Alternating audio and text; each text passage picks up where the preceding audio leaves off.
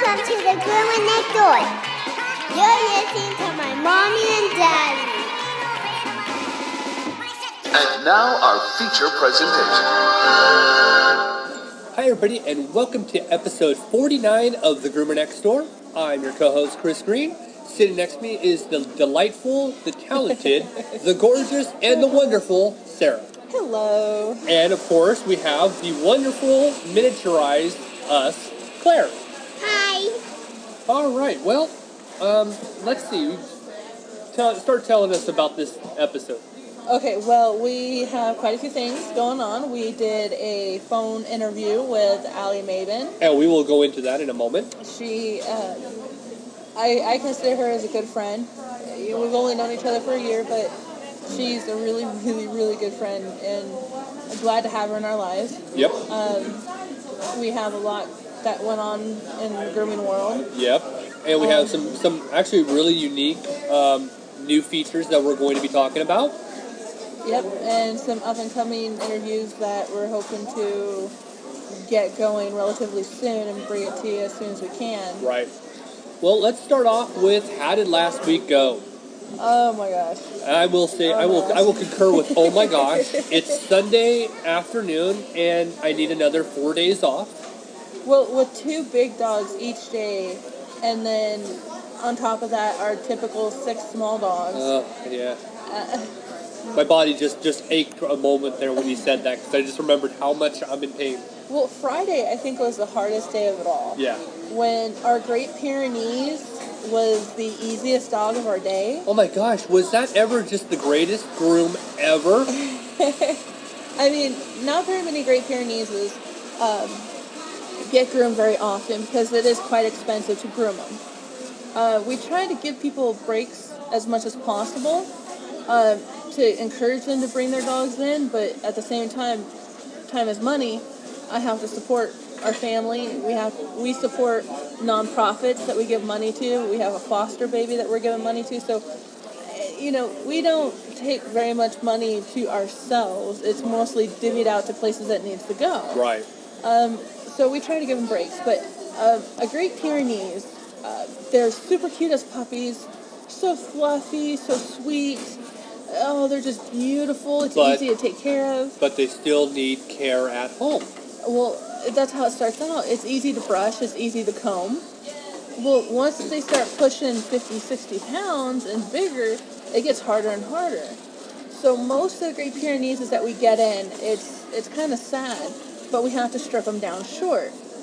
Big dogs like that shouldn't be shaved down. They really shouldn't. Any kind of double-coated dogs really shouldn't be shaved down. You don't shave down a husky. You don't shave down an Akita. You really shouldn't even shave a lap. But with Great Pyrenees, people don't keep up with that at home because we're talking about easily an hour worth of brushing at home. So I try to steer people away from Great Pyrenees dogs. Unless they're actually looking to put in that time, then it's great. You want to give everybody that option. If you're going to have a dog like that, here's what you need to know to care for it. Yeah, don't live above your means.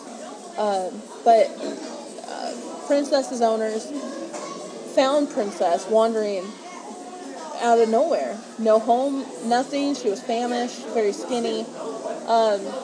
And it was a sad story, so she took Princess in and fed her and got her up to par, and then realized, hey, she needs to go see a groomer. She's starting to get tangles and knots. So we had to shave her down a couple times, and the lady realized, I just need to get the dog in sooner. So she started bringing Princess in every 8 weeks, and doing that and keeping it as a relatively short cut and not a shave. We did a zero on the body lace and trimmed up the feet. Now, a zero cut is relatively long, longer than what most groomers really want to deal with. It looked great on her, but she ended up being our best dog of the week. And I was surprised. I always expect, the first dog of the week, we always kind of go, okay, this is the beginning. And you're always kind of, I think, okay, this is the first I'm waiting to, how the last dog of the week is going to go. And I'm always thinking, which one of you, and is it going to be in the middle? Is it going to be at the beginning? Is it going to be at the end? Which one's going to be good? And I kind of screwed up a few times. A few times? Every day. I was feeling very ambitious when people were asking, hey, can I put the dog here? Can I put a dog there? Normally when we have big dogs, I block out a space. So I have more time to focus on that big dog. Well, I was like, well, Chris is here. He knows how to do a lot of the grooming stuff. So, yeah, put one there. Yeah, put one there. Yeah, it's okay. I put a golden doodle right next to the Great Pyrenees. I did enjoy the ambitiousness. I liked it. The only problem is towards the end of the week, I started to get sick. Yeah. So not only do you have a torn muscle, torn bicep, and I'm actually working now where I'm sick. So if I sound a little funny, it's because I'm fighting a really crummy cold. Yeah. And it's that time of year. I always get sick right when the season changes to either hot to cold or cold to hot. So I'm unfortunately fighting that. So, 2 weeks ago I was fighting vertigo. Yep. And I was fighting a migraine that day too. Yeah. This week I'm actually fighting the urge to cough right now, and I have a microphone in my face. And of course we're at Studio MCD, so Claire can play, and it's cold outside. So we can't record outside, and oh boy. We just got back from the Pete's Pumpkin Patch. That was interesting. If you're not in the Rolla area, it is a unique pumpkin patch, almost in the middle of nowhere. Well, it depends who you ask where the middle of nowhere that's is. a good point. To us, it's in the middle of nowhere, but it's out towards Vida, and it was $6 per person to get in. I'm like, really? I'm not going to be jumping on any of these play toys, so why am I spending $6 for me? I asked the same question. Okay, well, $18 for Claire to get in. She got $18 worth of fun out of it. Yeah. A couple hours having fun, running around, going up and down slides, where she almost ate it a few times. She did. But we needed a good laugh after last week and all of its amazing glory. Well, it's funny because, like I told you guys before, we were going to record actually at the Rolla Animal Shelter, and a new podcast was going to be available last week. Unfortunately, it was just a conflict in scheduling. So unfortunately, we never were. We were over there to record, but unfortunately, they were really busy and they were out of the office, so we couldn't do it last week. But you know what? This stuff happens. So this week, probably Tuesday, I'm gonna head on down, film it, publish it. It'll be up on our YouTube channel. It wasn't that we didn't want to. I think John wanted to. I wanted to. But of course, he's busy. We're busy. It's really hard to lock this down. So. And another thing that happened that is absolutely amazing. Is it my story? Is it my story? No. It's my story. Okay. We have so much going on, folks. I mean, we literally live for the podcast and around the podcast as well. So we're having a very difficult day with dogs relieving themselves in kennels and needed to be rewashed. That was like every day. Whether it be pee or number 2 that they stepped in, or they like to tap dance in, it got all in the crevices of their toes. And on their belly. Yeah, they lay down in it. The glories of being a dog groomer. Anyhow, well, in the midst of all that, one of the ladies who is a very good customer of ours comes in with a poster and 2 awards. Oh, yes. Yes. We got voted the best of the best through Rolla Daily News and all of Phelps County area. We were voted best pet groomers and best pet boarding. That was amazing. I couldn't believe it. That's my first public award I've gotten. And in our grooming salon, it's with me with the most experience. They call me the head groomer because I've had more years of experience and got my certification, yada, yada, yada. And then we have Craig and you and Chris who help keep everything running smoothly. Yeah, it's a team effort, but you are the leader. You are our leader. We follow what you tell us to do. So it was quite amazing. It was really, really nice. I guess we won pretty good. Well, Phelps County is actually quite large. It is really big, and there's surrounding actual towns that are part of Phelps County. So yeah, there's quite a few groomers in St. James, and it doesn't diminish anybody. I mean, let's actually make our kind of little public speech here on winning this award. One, it's voted by the people who actually care, who really put up these votes. So to all the customers from here on out, it's a big thank you to them to actually vote us as the best. It doesn't diminish, though, anybody else. I mean, whether you're right here in Rolla or you're in St. James, it really doesn't mean that you're bad or you're the worst of the worst. It doesn't. It's just, we feel like we all do the same job. We are appreciative that we actually were given that award, but we don't take it as, hey, we're better than you. And that's the first thing I want to make that an announcement to. I'm appreciative. Yes, it's on our website. If you ever go to the GroomerNextDoor.squarespace.com, under accolades, I did put it on there. Yeah, I'm proud of it. I'm proud of it because people actually think that way of us to actually vote us in. Well, what's great too is Keith was really, really excited and very happy that we got this. They didn't get it last year, but once we started in, and I brought my flair to it. The groomer with the bandanas, people would put it. They've got that title back that they once held before and then lost. You're right. But thank you. It was great. It was really cool. It was something nifty that people actually thought of us. And we'll be, we'll have the newspaper come out this week. They'll be taking a photo.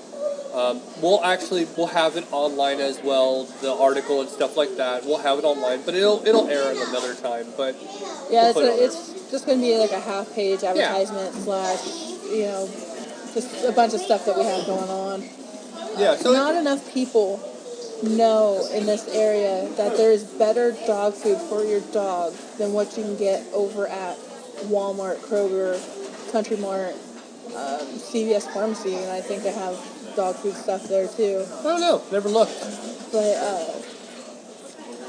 we have a shop that supplies so much stuff that the dogs need to stay happy and healthy that people don't know about. Right. This is going to be a way to help people realize, hey, we're not a one-stop shop. We actually have multiple things that you can come in for. Exactly, with the grooming, the boarding, cat food, dog food, toys, bedding, sweaters now. Yeah, the sweaters are really cool. I like them. Treats that are healthy for your dog that won't hurt them. There's so many dog food recalls out there. There was one on Kong. Yeah. Kong had a huge recall. I think everybody eventually will have one. I mean, there's always something that can happen. It doesn't diminish. See, with the food that we have at our shop, I've never seen a recall on their stuff. No, I haven't seen recalls for these. And we watch that very closely. And we're cheaper in town than like some veterinarians sell our food that we have too, and they mark theirs up almost 50%. Yeah. Now I'll mention our next big piece of good news. Yep. Some of you actually know because you're on my Facebook, so you know we've been working a lot at this. So one of the things I've always tried to do is incorporate the podcast with great charities, great foundations, great organizations in its own. And we're very fortunate. We do get to talk to a lot of different people. We do actually, have a great network out there. So not that long ago, it was brought to my attention about an organization called Athletes for Animals. Now, we mentioned them last week in a segment. Athletes for Animals was started by David Backus. David Backus is the captain of the St. Louis Blues, which is an NHL hockey team. I'm going to play you a soundbite from them in just a moment, so you kind of get to know a little bit more about their organization. I actually, like I mentioned in previous episodes, I played hockey. I took it as far as I could go. And so, of course, inwardly, sports are embedded in my life. But I found out that David Backus actually started this organization. He has quite a few athletes that are part of it as ambassadors. So we've been back and forth with the foundation trying to get David to actually come on the show. Well, this past week, the NHL season started up, so it's really difficult to lock down a player during this time. I mean, between interviews that they have to do, promos for the season, even equipment that they have to modify during this time, there's a lot of things that go on. And on top of it, you got practice in the morning, you got games in the afternoon, or even in the evening. In between that, they got to have a nap, which is true. And then, there's the games, and then there's travel days. There's so much that goes on. So to lock down an interview with one of these guys is nearly impossible. We have been communicating back and forth. David actually has. I think it'd be okay to call him David. I every time I say Mr. Backus, it's just kind of almost kind of that cringe. But he has agreed to come on the show, talk about his organization, talk about everything that his wife and him have started. They're very much a lot like us. They also have 3 dogs and 2 cats. They're all rescues.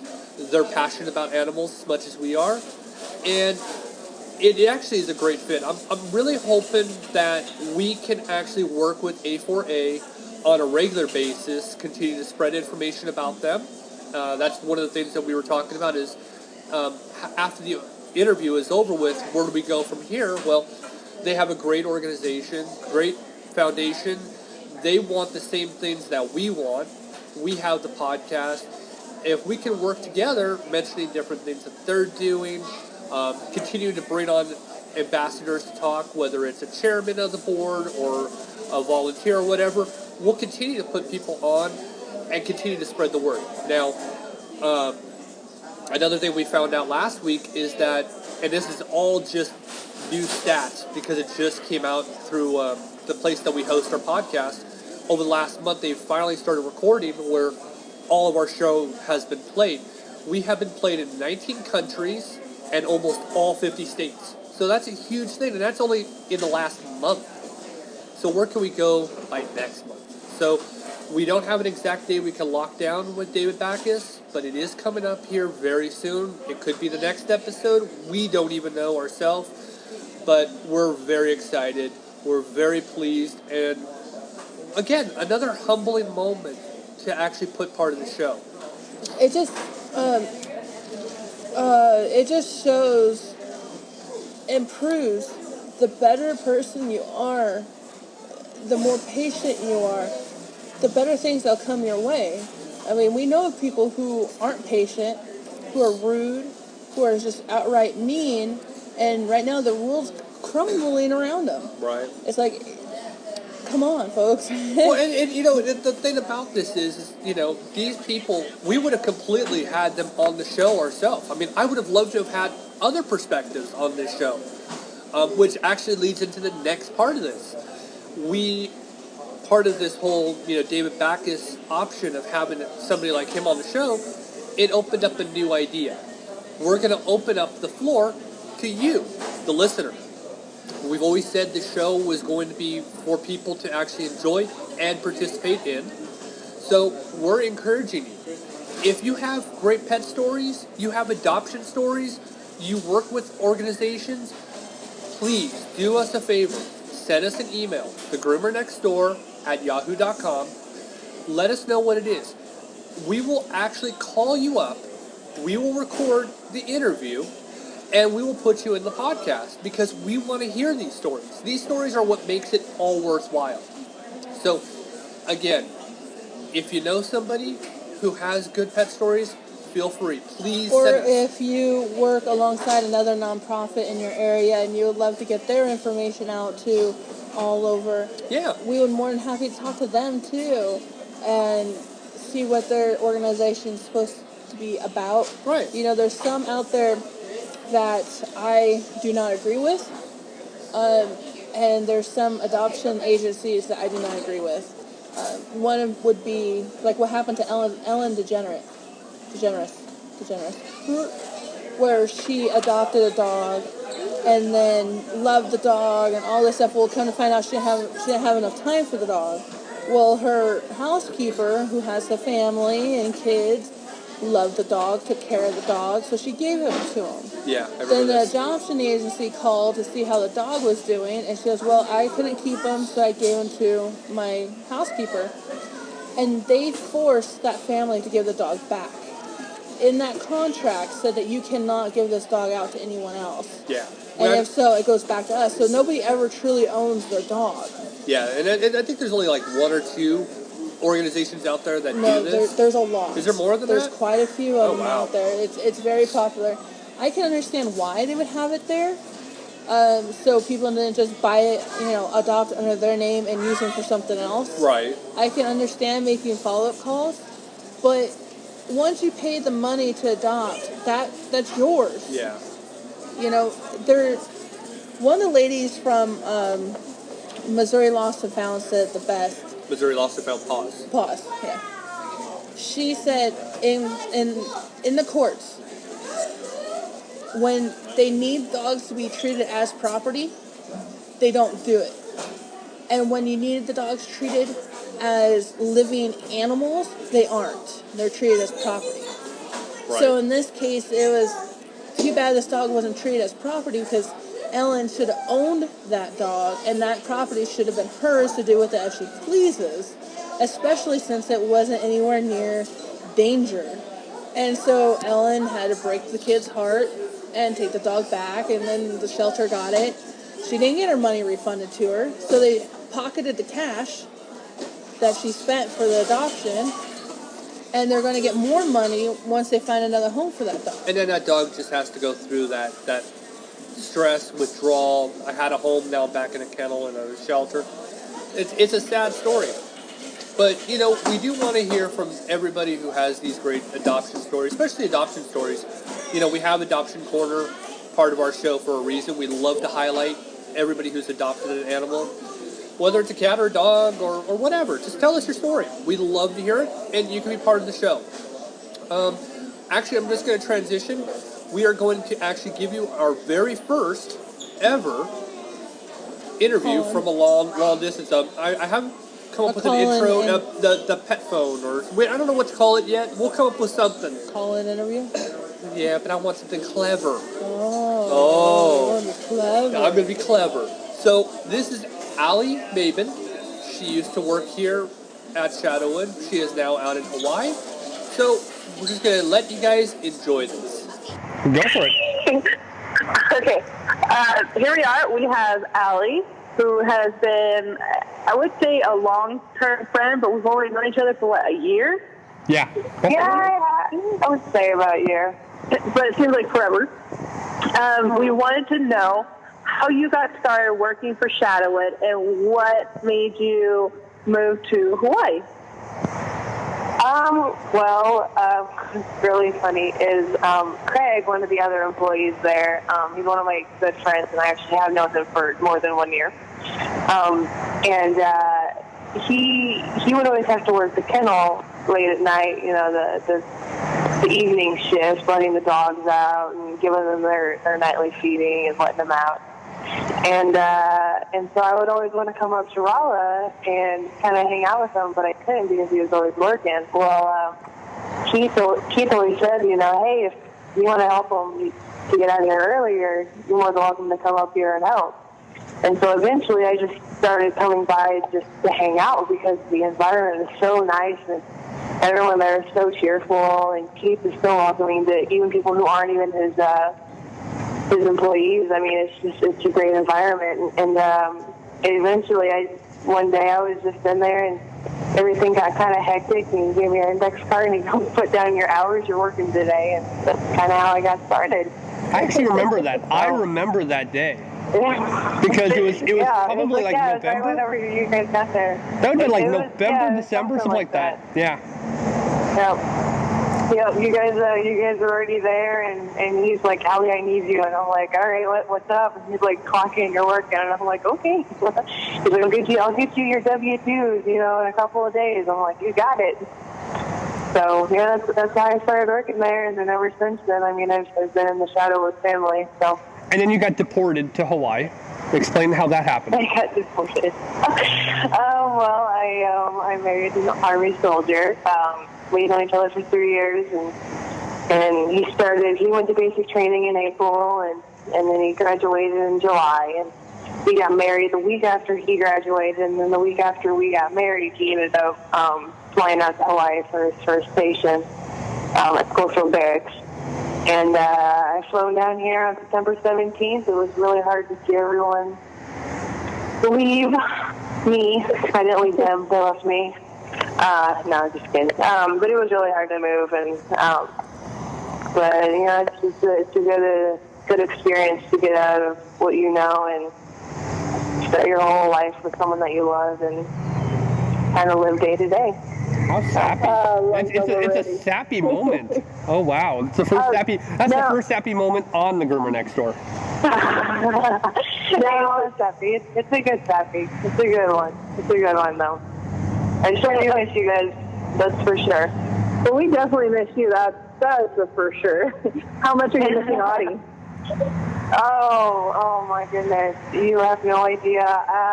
My mom and dad are currently taking care of her right now. She has to be in quarantine after her blood tests are done. So she has to be in quarantine. Actually, tomorrow she gets her blood test done. So 120 days after tomorrow, she'll be able to come to Hawaii. And I FaceTimed with my mom before. I'm just like, show me my baby girl, and she's just getting bigger and bigger every day and fluffier, and she's so like chaotic, crazy, ridiculous Audie. You know, female Siberian Huskies are just crazy. What was the process of getting her to where she can go to Hawaii? Because, you know, Hawaii it's like driving from state to state, basically. At this time, you have to get on a plane and fly out.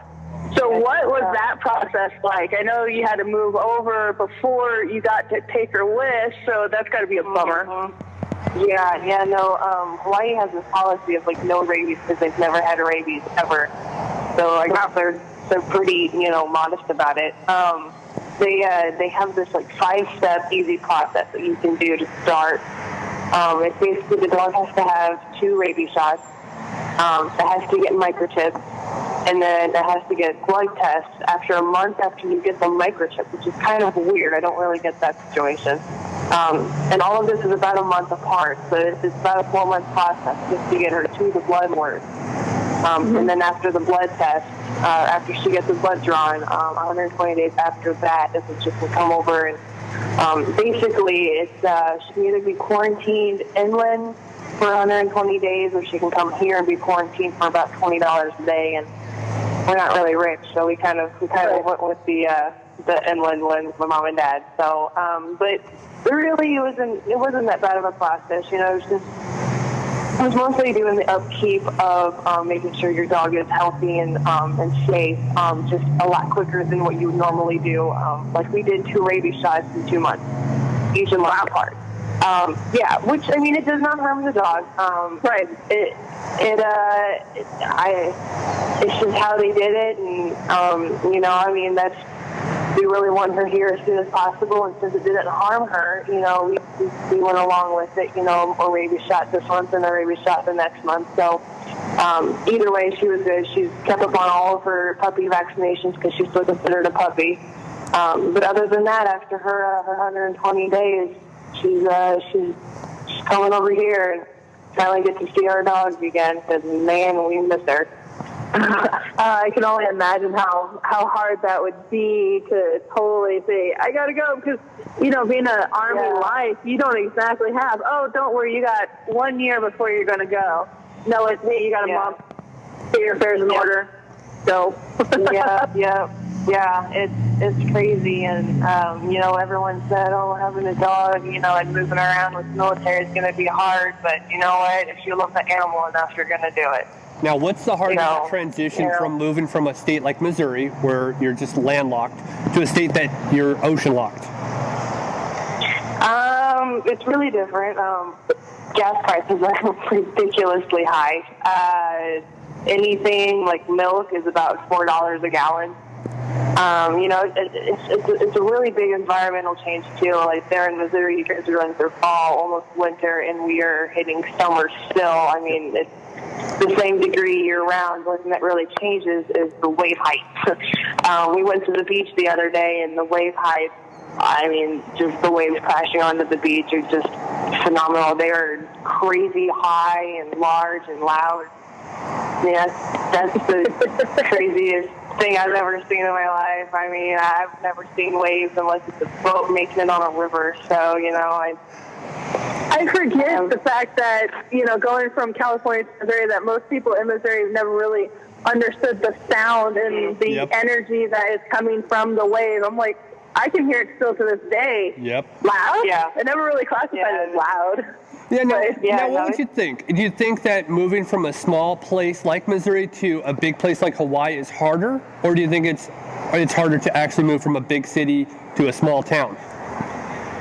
I'm sure it's harder on people that live in big cities moving to smaller towns because they're a lot more used to having everything that they want just near them. Yeah. Compared to the fact of someone that is just used to only having a Walmart 20 miles away from them, and that's okay. Moving to a bigger town where Walmart is like 7 feet from them, and then there's another Walmart 2 miles from them. Now wait until you come I would back. rather go from. Just wait till you come back. You're going to be like, oh my gosh, why don't we have this? Why don't we have this? Oh my gosh.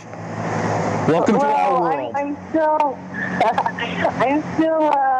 kind of used to the whole. It's not 50% off. It's not going in my basket. So I think I'm okay. I can deal with driving to Walmart. You know, I can deal with driving about 20 miles to Walmart. That's still not a problem to me. The one thing that does get me though is the restricted. I guess, accessories that they have on base compared to what they have off base. That's new that's kind of new to get used to, just because I mean, they have these things called shopettes, which I would just call convenience stores without gas stations or gas pumps, but whatever they have to call it is what they call it. But they don't have everything, or they do have everything, but not what you're looking for. Life on base is a lot different than anything else. And plus the rules that go with it, oh my gosh, you have to live by so much standards. And there's no black or white. There's no gray. There's just black or white. Nothing else. Yep. And if you make one mistake, it's severe. It's really crazy. Yeah, they actually have signs posted of what to wear, what not to wear, and gym wear is on the what not to wear. Oh, wow. So I have to go to the gym. Yeah, I have to go to the gym and sweats in a jacket so I don't get in trouble or get Gage in trouble. My husband, who's in the Army, so that I just want to go work out, but I can't wear a cut off T-shirt and shorts and whatever. I can't. It's not acceptable. And, so I have to. There's areas that are non-photographed, I'm pretty sure, where you can't take photos in certain areas. There's trespassing areas that if you cross those areas, you're in violation. There's a great deal. And a lot of people don't realize how many rules that there are on base. Doesn't matter if you're on stateside or overseas. I just have a funny story if you guys have time. Sure. We're only 11 minutes into this. No worries. Okay. I was driving, and I really wasn't paying attention. I was actually talking to Craig's mom on the phone. There's a joke in that. Craig's mom. No, I was actually talking to his mom. I was driving, and I really wasn't paying attention to where I was going. This is why you don't drive and talk on the phone. People listen to that rule. You don't have Bluetooth on your truck? I do have Bluetooth on my truck, but I was on my phone, and I really wasn't paying attention. So... You are blonde. Let me get that straight. For all listeners, you are blonde, correct? I am dyed blonde, yes. Yeah, same difference. Okay. Well, I was driving, and I really wasn't paying attention, and I ended up missing my turns. That's another thing. A road can turn into a turn-only road in 5 seconds, and you miss it, and you're out of luck. I was out of luck. And so I missed my turn, and I ended up going straight. And so I figured, hey, if it's the next stoplight, I'll just turn around. I ended up turning around at an NSA government parking lot entrance. That's a no-no for one. Yeah, NSA government. I ended up having to pull through, even though I had a military ID. I had to pull through and got my truck inspected. Oh my gosh, those are the worst, aren't they? Did you have to go through the engine off, the mirror underneath the vehicle, checking, leaving your vehicle? Everything. Oh my gosh. Okay, for everybody who doesn't understand this, I did this on a daily basis. You have, did you have 3 checkpoints? We had 3. We had. Oh no, we had 1. Oh my gosh. You would have to stop. You would turn off your vehicle. They would ask you if you have weapons, ammo, documents, secret documents, stuff like that. And then you'd say no. They'd move on. You'd have a mirror. Then you would turn off your car again. They would look around for bombs. Then you move on to another checkpoint where you actually had to get out of the vehicle, and dogs would actually come around and sniff every compartment of your car. It was crazy. See, I didn't go as far as the dogs, but I did get checked out fully, person and vehicle. Yeah, it was pretty crazy, and all I wanted was a Wendy's strawberry milk steak. Actually, if I recall from your posting, you had said, yes, I was looking for the beach and I can't find the ocean, which, let me tell you, you're in Hawaii. There's nothing but ocean. Just saying. You know what? This is the thing about all you inland people. That's what you think. There is so many dead ends. I lived in a state that has an ocean. You can point your car in any direction. Ocean. You're right, I can, and I could probably walk anywhere. But driving anywhere is the hard part because there's dead ends just randomly everywhere. Wow. Or one-way streets. So yeah, my life's been pretty eventful since I got here, though. I'm not going to lie about that. There's never really a dull day. Something's always happening, or something's going wrong, or something is just point blank blonde that I have just dumbfounded myself. Like, duh, why didn't I think about that? But it'll happen again. Every day. Well, yeah, it will. You are going to be our Hawaii correspondent from now on. So if ever we have any questions, all right, that sounds good. We will bring you back on and do this again. Alrighty. Oh, and I do have one more thing to add, if I can. Oh yeah, sure. Okay. If anyone is listening and they're going to Hawaii for their first base, or even for the first time or anything, if you have an animal with you, make sure you check the regulations of where you're going, of what type of animal can be at that spot.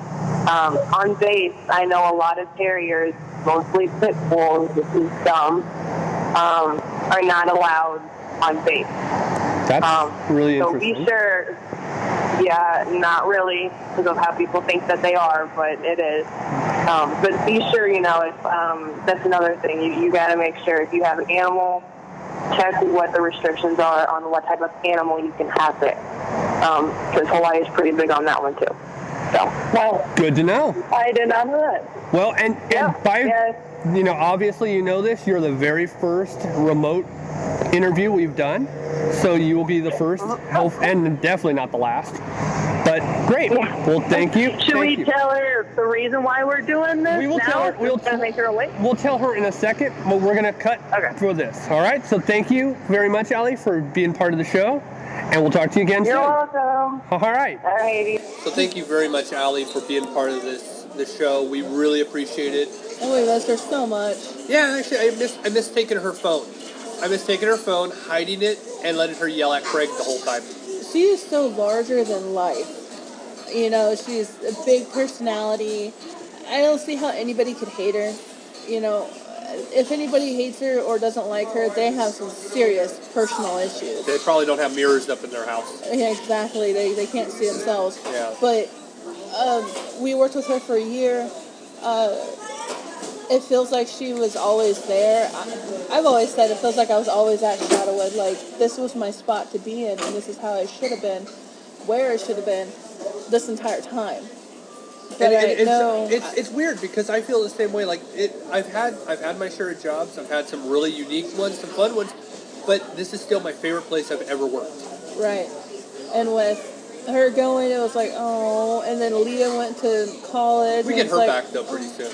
Yeah, but not for long. I know, but I have enough time to do drunken Leah bits for a while, so I'll be happy. And then Ashley goes to work on Sundays because she's still in school. Quiet girl. Yeah. So it's okay. just, Nobody is called by their real name by me. I call everybody by whatever name I want to come up with, their nickname. So it's my way of having fun. So, but at least I'm not mean. No. At least I steal your phone, hide it, let you blame Craig for it. That's always fun for me.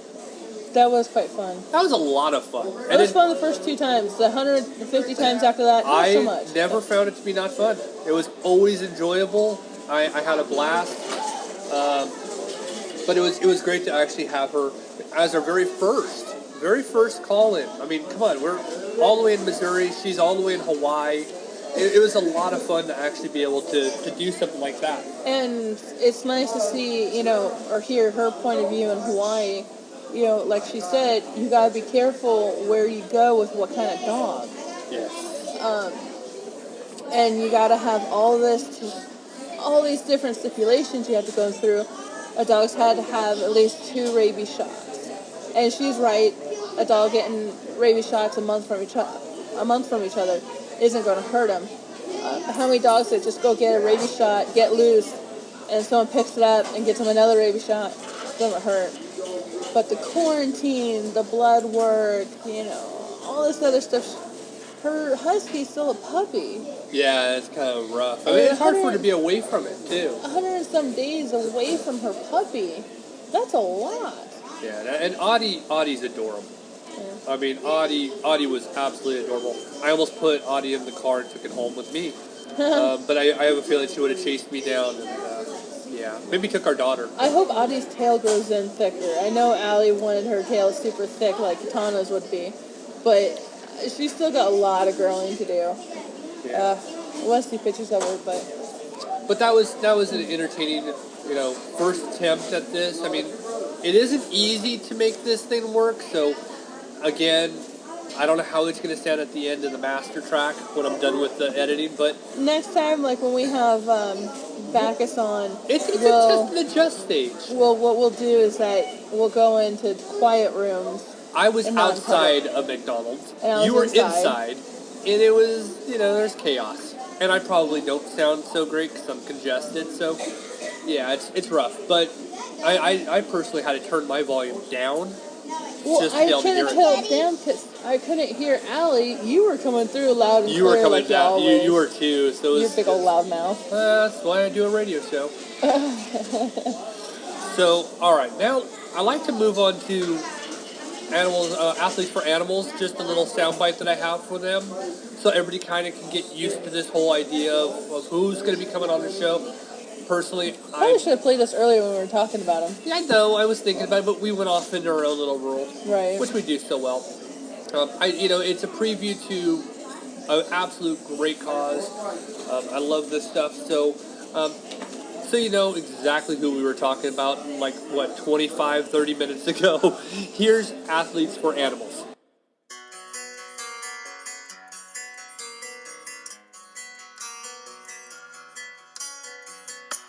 Athletes for Animals was Kelly and I's dream of impacting the animal welfare world on a bigger scale. We felt that as athletes, as the connections we have, we can network throughout the U.S., throughout the world, and get other athletes to lend their voices, lend their platforms. We saw the involvement and the impact that we could make here in the community in St. Louis, and we wanted to kind of spread that message nationwide, involving other athletes and other animal organizations.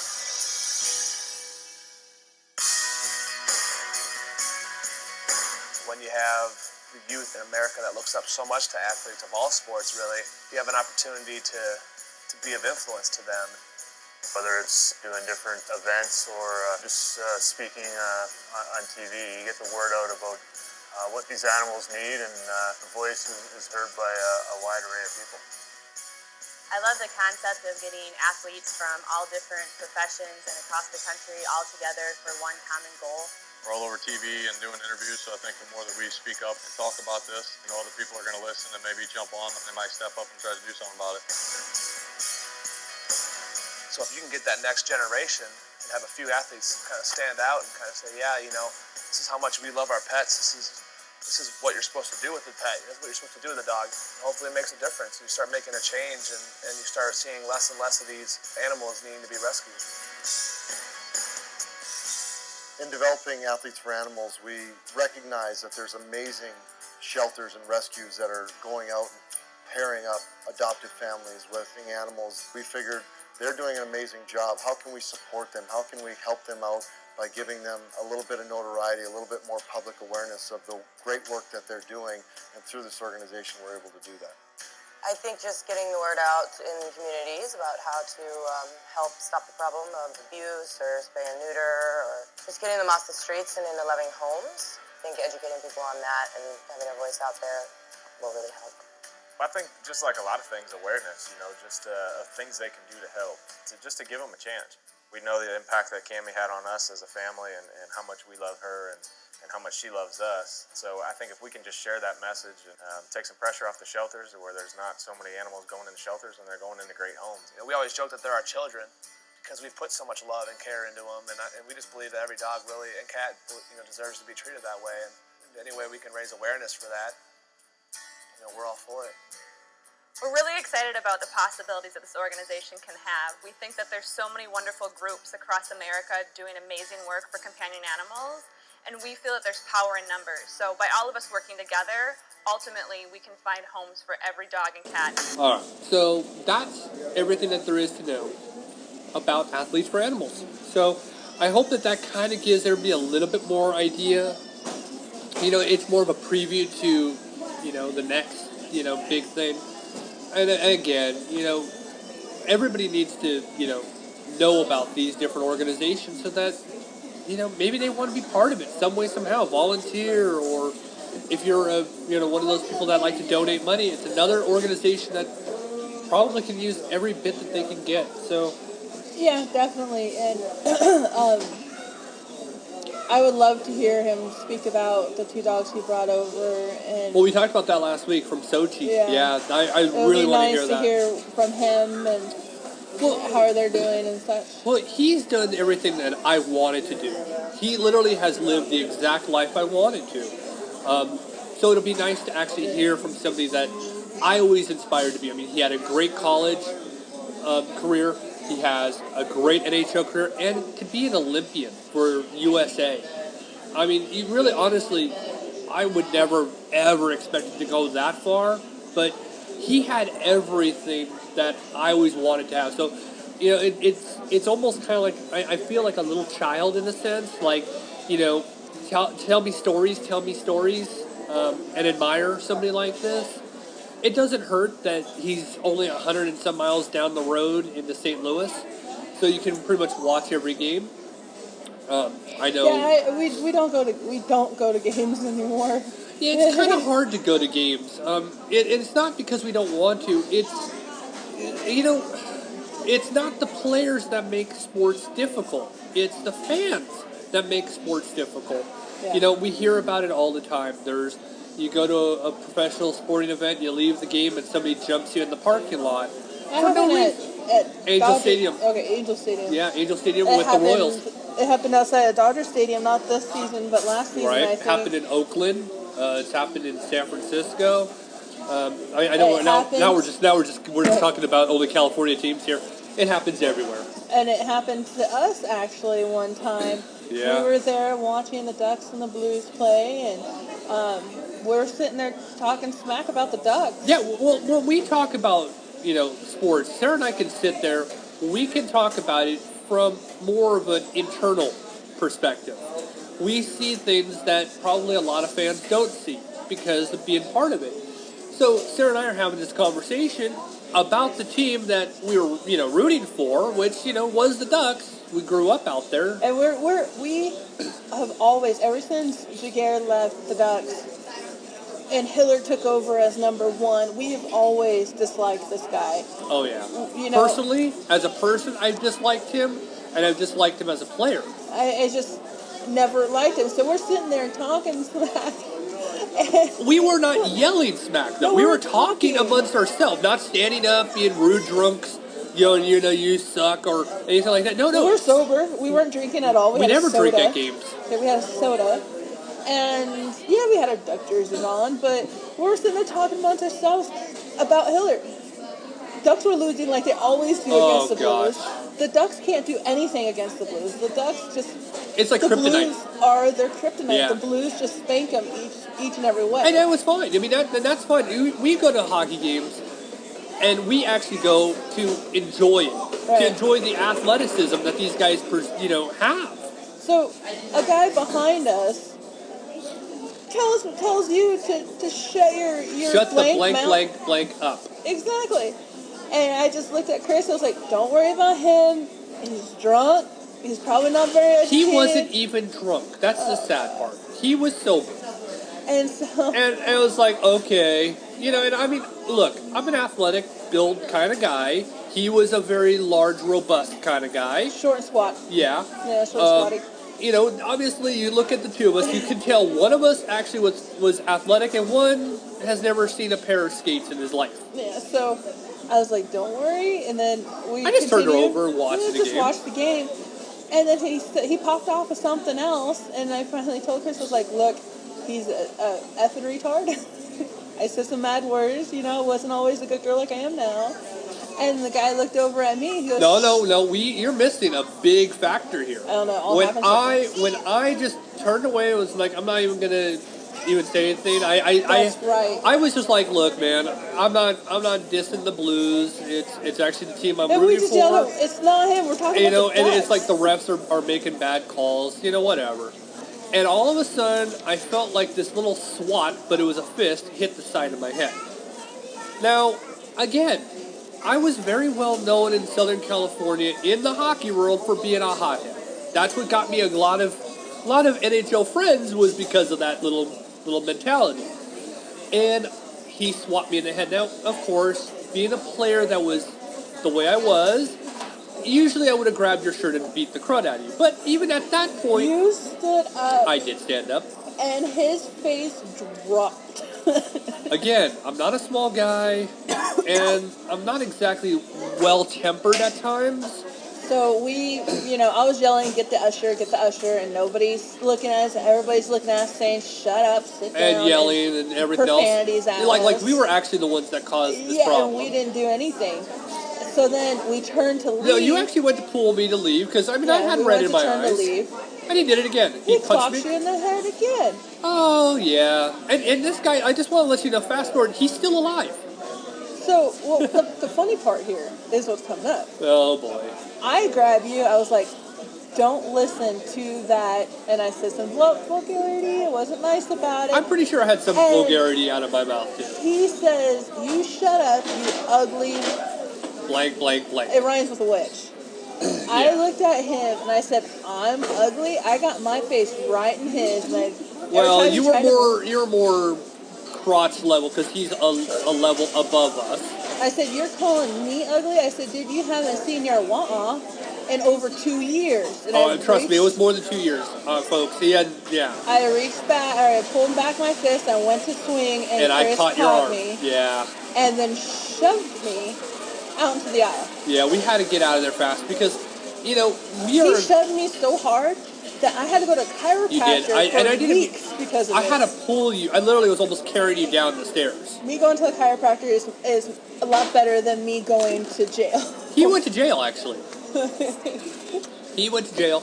Because even though you didn't feel it, your side of your face was red. Oh, come on. That was it was like a fly hit me. I know, but it was red. Your skin reacted. It was beet red.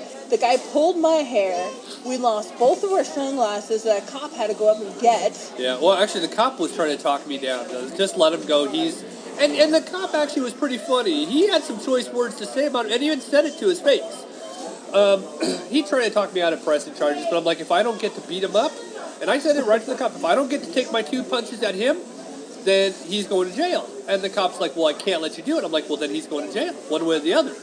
Yeah. You let me take my 2 punches in. You ruined our time. You take, I get my 2 punches, And of course, you know, that would have probably put him in the hospital, but, you know. We didn't go and see the Ducks win. I haven't really been to a game since, I don't think. Yeah, I don't think so. I might have been once. No, we did. We splurged. We actually went almost glass seats. We had to because, you know. Twice. We did that twice. Yes. Hey, I have no idea what this has anything to do with the Groomer Next Door. I don't know. We're talking hockey. Well, yes. It's dangerous when we talk hockey. Well, it is. Well, hockey or baseball. As you can tell, folks, we're very passionate about sports. We love going to sporting events. It is our other passion. So, and if you guys with dogs ever, you know, have a chance to go to a baseball game, you know, switching to a different sport, look at their schedule. There's a lot of those. They have dogs in the park day. Yeah. Where you can bring the dogs. I know Springfield has it in St. Louis. I know Kansas City had one this year as well. Yeah, and you can bring your dog as long as the dog's up to date on the shots. It's not highly aggressive. Yeah. You can take them with you. And they have some really great events to that.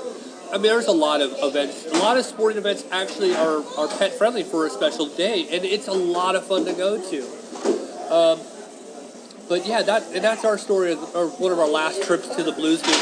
Not because we don't like going. I love going. It's fun just getting your jersey on because we have a Blues jersey, a really nice Blues jersey. I could definitely go for their alternate one, but you know, good time. And I got a practice jersey, we got a real jersey, and you know, it's just nice dressing up in our jerseys, going and sitting and watching the game. Oh, it's a lot of fun. I mean, you know, unfortunately though, when you go to sporting events, most of the time, it's not the game that's upsetting, it's the people that are upsetting. They ruin sports. And if you don't think their way, you're wrong. It's a sad thing. But then it could be cute, too. Like the one time we were in Anaheim, the pond. Well, it's close. The Honda Center. And Hiller was signing a stick to hand out. And he pointed to me. I was the only one over there. That's he was right. going to hand me the stick. And Only time you actually liked Hiller. Yeah. And instead, the little kid was kind of looking like, aww. In front of me was a little girl with like dark brown hair is all I can remember. And I just kind of backed off, and I just smiled and shrugged my shoulders and walked off. Because the kids should have it more than me. Oh, yeah. And sports can be really good or really bad because of the fans. Oh, it's all about the fans. I'm not sure which game this was, but I've seen bad things happen in multiple barns. Took the baseball out of a little girl's hands. Oh, I don't remember that, but I remember the story. Someone just threw up a foul ball or something that just threw it up into the stands. It was in Springfield. It was in Springfield. I saw this happen in Springfield. You need to keep the microphone on there. Oh, sorry. Anywho, then the little girl catches the ball fair and square, and this woman reaches down, pulls it out of this little girl's hand. It was Springfield. And holding it up like, yeah, look what I got. And the little girl's crying and crying. Yeah, that was pretty jacked up. Luckily, the announcer saw it and then brought her down another ball that was signed. Yeah. But still. But you know, it's one of those things. I love taking Claire to sporting events. You know, we always say, please bring your kid and think about their safety. You know, you're in hockey, you got to remember pucks are shot into the stands. You got to remember that in baseball, foul balls, home runs, all that come out. And especially if you have your pup there, the dogs don't understand a ball is coming towards their face. Yeah, they're not going to So get you got to protect them too. Yeah. So, you know, again, I love the fact that we get to merge this show with a great organization. I also love the fact that I feel like David Backus and his wife and us were very much alike. I know that A4A has been listening to different shows, and you know, we're very appreciative. We're humbled by it. It's wonderful to know that they're listening to us and they see that we care as much. I promise, though, and this is a promise, I will not join David Backus on the ice and skate with him. Oh gosh. I promise this, folks, because the last time I skated with an NHL player, you know, it didn't go so well. He didn't like me because I was supposed to be the easy player to skate against, and I wasn't. And I lost friendship with him. And Sarah's giving me that look like, great, that story again. Anywho, there's a cute thing that happened. Hey. I'm getting off the subject. That is so my life. I am like the Al Bundy of that whole story. That is like it's like all me going on saying I groomed a couple dogs from the Gossip Girls. Well, yes, you do. They came out, they saw me, got groomed by me, and then flew back out to New York. Come on. I have to live precariously in my past, okay? That's all I got. And then I groomed Bridget the midget's dog. Oh, well, that's... Oh, yeah, there's somebody there. Let's talk about that, okay? Yeah, on a Rated G show, let's talk about her. So, a cute thing happened to us while we were over at Pete's Pumpkin Patch. Oh, gosh. We were leaving to come over here to start recording, and there was this random dog just in the parking lot hanging out for some reason. I don't know who it belonged to. It looked very comfortable where he was at. Yeah, until we walked over to him. And any groomer would say they have to say hello.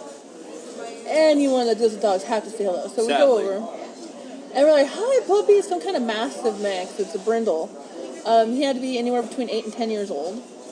And I kind of looked at him. Claire wanted to pet him.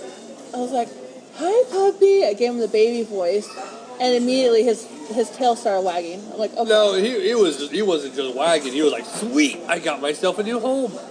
Sadly. We go over there. He's all kinds of excited. He rolls over for a belly rub. He's pawing at us, trying to get us to continue being super freaking adorable. Cute. Oh, he was so cute, but he was not neutered.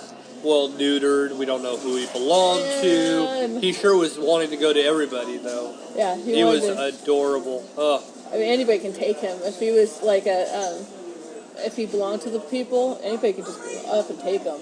Yeah. But he was sweet. He was adorable. And then Claire said the sweetest thing. She was petting the top of his head and saying, "Mommy, I hope he gets adopted soon. I want him to have a forever home." And our 6-year-old, we never really taught her what adoption is or I know, I guess we have. We have to. I mean, this is all we ever talk about. So I think it's basically her listening to us. Yeah. And I looked at that, I'm like, "Oh, I got a little doggy rescuer in the making." Well, she sees what we do. I mean, and again, this whole podcast, it's all dedicated to her. Everything that we're doing in this world, everything that we're leaving behind, is all for her. She likes to...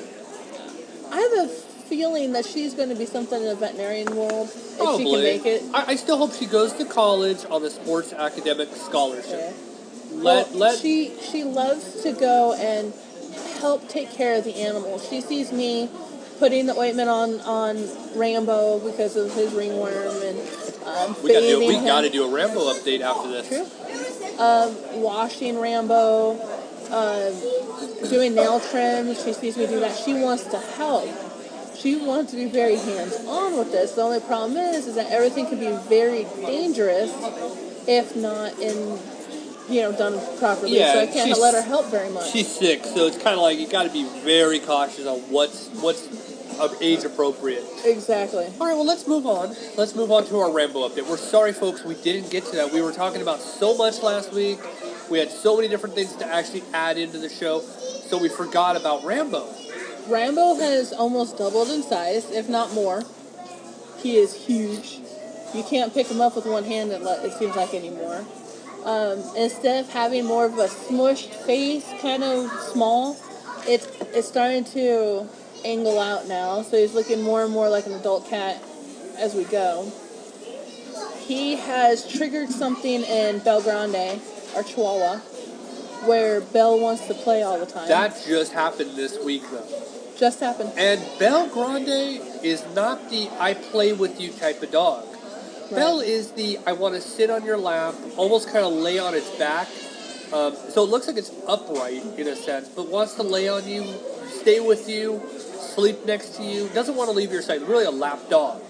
But has turned into a dog that now wants to play with a kid.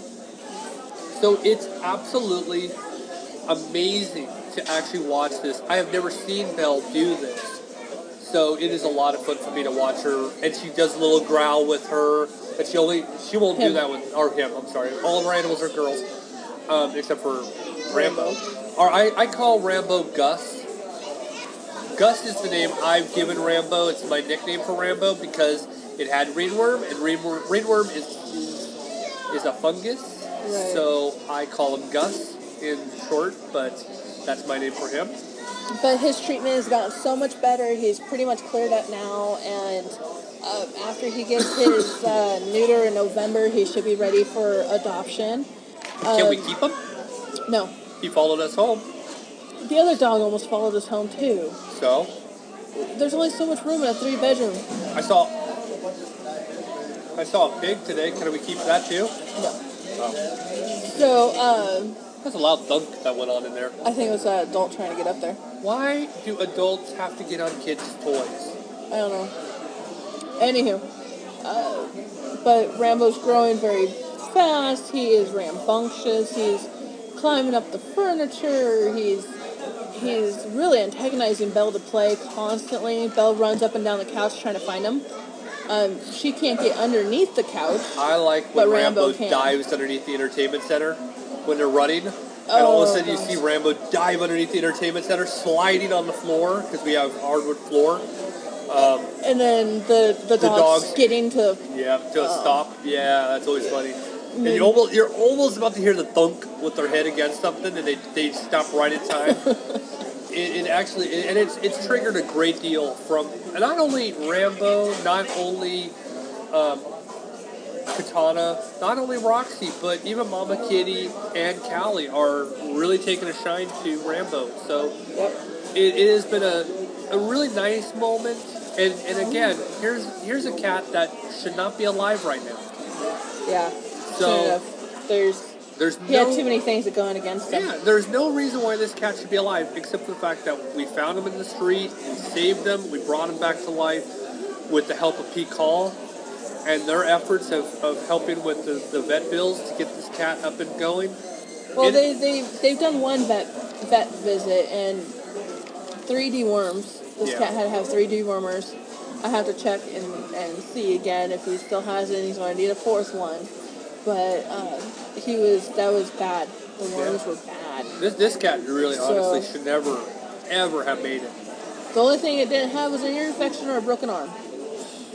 So he's had 1 vet visit, and we've been so lucky to have customers donating their antifungal shampoo to us. Yes.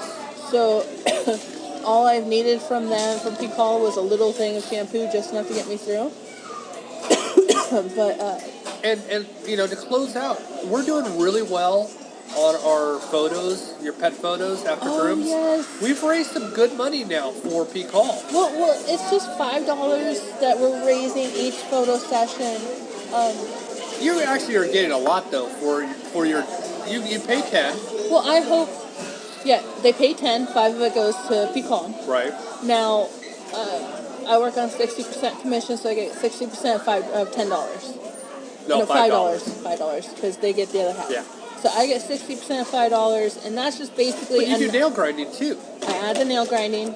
They get their photo. Which is still a good cost on top of what it would. So they're getting that for free. So really not really spending that much for it. Nail grinding is $5 anyway. So you think about it, you're getting something, you're giving something back, and you're getting a really cool photo. If some of you haven't seen the photos, they're on Shadowood Pet Resort LLC on Facebook. You can see the photos. People are responding to it. They're loving it. We have more photos coming up of different... we just started, and we're already at $57. Yeah. And that's $57 they didn't have before. Right. And we're hoping to get more. We're going to do Christmas and Valentine's. All the major holidays, we'll do it then. And we got props and everything. We're well set for all this. So it's going to be extremely exciting. We just got our Christmas props in, and let me tell you, folks, they're gorgeous. They really are cool. They really are. Absolutely gorgeous. So, all right. That's going great. I can't wait to present them with their check. At the next, not this coming PETcall meeting on the 15th, but the one after that, we'll be presenting them with a check. But it's pretty cool that Keith is getting the product out there so we can take a picture of, or the props out there so we can take a picture, because he bought the fabric, he bought the cute little things that we have in the photos. Except for the tree. You did get that little tree. Oh, I got the little bouquet. Yeah, that. He got the tree. We got a little Christmas it looks tree. like a little tree to some dogs. Yeah. But it's quite cool. We're really doing some exciting things and hope to continue. Yeah, we're going to keep pushing forward. And, we really do thank everybody for being part of the show. Again, thank you guys for all listening.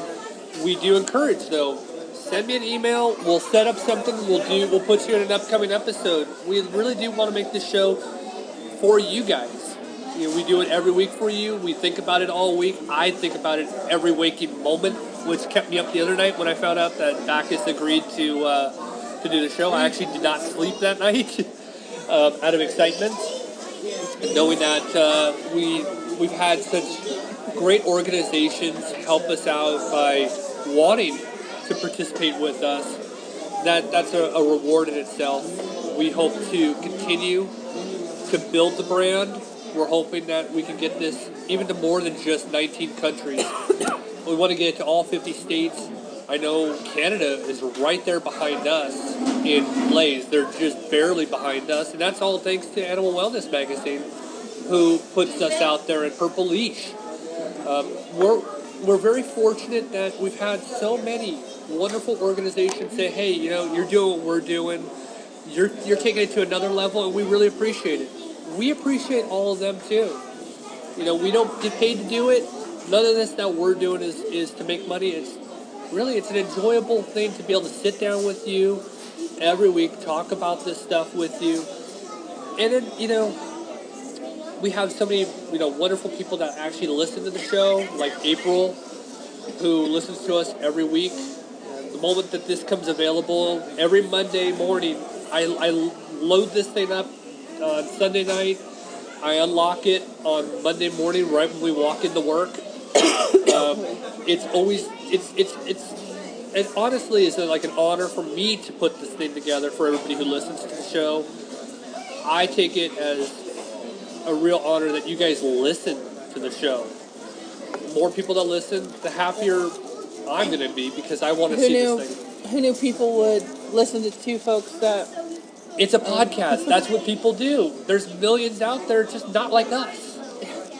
So, we try to be unique, and we're continuing to raise the bar on how to do it. I mean, we are trying to make this podcast as realistic to a radio show as possible, because honestly, who really wants to listen to radio nowadays? It's just commercials. We don't have that here. There's no fast forward. Yeah, there's no pause in between. Hey, I'll pick this up later. It is a lot of fun for us to do. And I say it all the time. Really, we thank you guys for listening. We thank you guys for wanting us to do this each week. And now it's getting really loud here, so I think it's time for us to go. Yep, people are coming in for dinner. We gotta go home and make dinner. Yay! Or I do. We have to go get pumpkins. Yep, we're gonna go get pumpkins, carve some pumpkins, and watch the Cardinal game. Yep. Well, everybody, it has been fun doing this episode. Go Cards. Yep. And Blues. And Blues. Yeah, there you go. All right, folks. I'm Chris Green, and I'm starting to sound really congested, so have a pet-tastic week. And I'm Sarah Green. Remember, folks, life is short. Play, bop, bop, bop, dot, dot. Try again. Life is short. Play with your pet. There you go. Bye, everybody. Okay, gotta go. It's my bedtime.